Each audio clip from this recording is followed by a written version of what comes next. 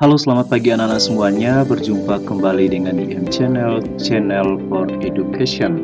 Baik anak-anak semuanya, sebelum kita memulai kegiatan pembelajaran kita kali ini, silakan klik tombol like, komen, subscribe, dan share sebanyak-banyaknya agar kita dapat berbagi ilmu pengetahuan dengan sesama kita.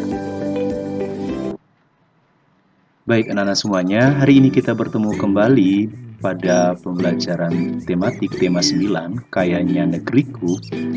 Pada subtema yang pertama, muatan pelajaran ilmu pengetahuan sosial kompetensi dasar 3.1.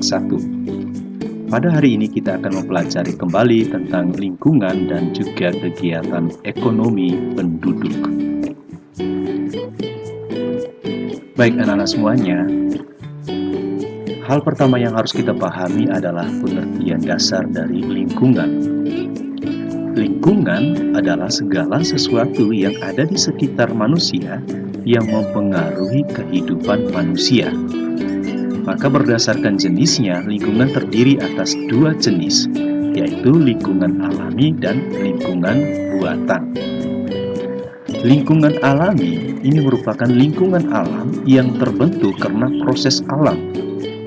Maka kita dapat menyimpulkan sebuah pengertian bahwa lingkungan hidup alami adalah lingkungan yang terdiri atas unsur abiotik, unsur biotik, unsur organisme kecil, dan segala kondisi yang bekerja secara dinamis tanpa ada campur tangan manusia.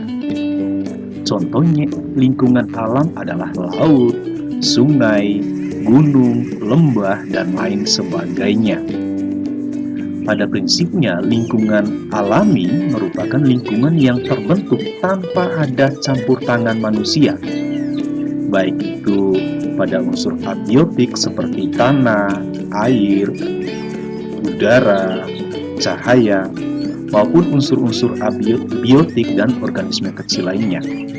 Jadi mereka terbentuk secara alami atau secara natural, tidak ada sentuhan atau campur tangan manusia dalam membentuk lingkungan alami. Kemudian yang kedua adalah lingkungan buatan. Ini merupakan lingkungan yang sengaja dibentuk oleh manusia dengan menggunakan teknologi, baik teknologi sederhana maupun teknologi modern untuk memenuhi kebutuhan hidup. Misalnya ada jalan, perkampungan, kawasan industri, sekolah, taman, dan lain sebagainya. Jadi, prinsip dasarnya bahwa lingkungan buatan ini lingkungan yang sengaja dibentuk oleh manusia untuk memenuhi kebutuhan hidup. Salah satu contoh yang dapat kita temukan dengan mudah misalnya sekolah. Sekolah merupakan sebuah lingkungan buatan yang sengaja dibentuk oleh manusia dengan suatu tujuan tertentu, misalnya untuk melayani pendidikan kepada segenap peserta didik yang bergabung dalam sekolah tersebut. Maka biasanya setiap sekolah atau lingkungan sekolah memiliki karakteristik masing-masing sesuai dengan penyelenggara pendidikan di sekolah tersebut.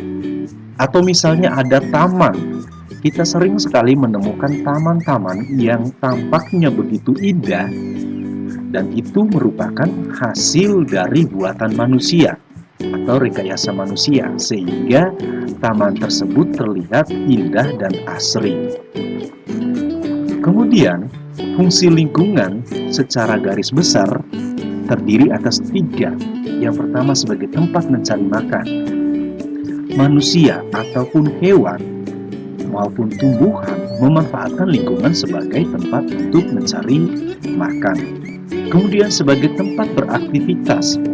Kebanyakan manusia juga melakukan aktivitasnya di suatu lingkungan tertentu. Dan yang paling penting juga lingkungan dimanfaatkan manusia sebagai tempat tinggal. Baik anak-anak semuanya, selanjutnya kita akan melihat tentang kegiatan ekonomi masyarakat. Aktivitas suatu kegiatan ekonomi ini merupakan suatu kegiatan yang tidak dapat dipisahkan dari kehidupan manusia. Ini merupakan salah satu cara manusia untuk memenuhi kebutuhan hidupnya adalah dengan memanfaatkan kekayaan alam yang ada di sekitarnya. Nah, kekayaan alam yang ada di sekitar kita itu juga yang kita kenal dengan sebutan yang telah kita pelajari sebelumnya sebagai lingkungan. Maka, untuk memenuhi kebutuhan hidupnya, manusia memanfaatkan kekayaan alam sesuai dengan lingkungan atau tempat tinggalnya. Misalnya, penduduk di dataran tinggi memanfaatkan keadaan alam yang ada di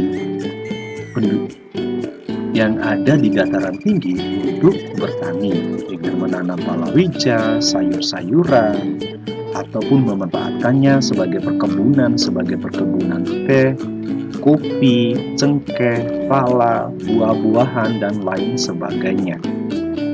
Demikian pun dengan penduduk di dataran rendah. Mereka memanfaatkan atau melakukan kegiatan perekonomiannya sebagai perikanan, misalnya dengan melakukan tambang ikan, atau pertukangan, perdagangan, peternakan, perkebunan, industri, maupun jasa. Sedangkan penduduk di sekitar pantai, mereka memanfaatkan lingkungan laut untuk menangkap atau mencari ikan di laut, sehingga mereka kebanyakan bekerja sebagai nelayan. Berbeda dengan penduduk yang domisilinya di sekitar padang rumput, mereka memanfaatkan padang rumput yang luas untuk beternak, sehingga kebanyakan kegiatan perekonomian mereka sebagai peternak. Baik, anak-anak semuanya, demikian penjelasan untuk hari ini. Maka sebagai latihan, di sini terdapat 4 pertanyaan penuntun. Silahkan tuliskan jawabannya pada buku latihan kalian, kemudian dilampirkan di classroom atau diserahkan kepada Pak Didi untuk dievaluasi. Sekian dan terima kasih anak-anak semuanya untuk pembelajaran kita kali ini. Tuhan memberkati kita semua. Amin.